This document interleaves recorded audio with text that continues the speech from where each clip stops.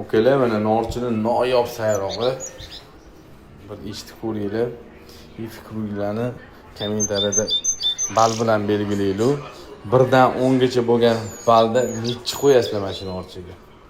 Bitta eshitib ko'rib oxirigacha o'z bahoyinglarni beringlar. Bir odamniki ekan. Narx to'g'ri sotiladi deyapti. Narxini yozib o'tinglar. Mana shu qush necha pulga arziydi va necha pul bo'lsa olardinglar.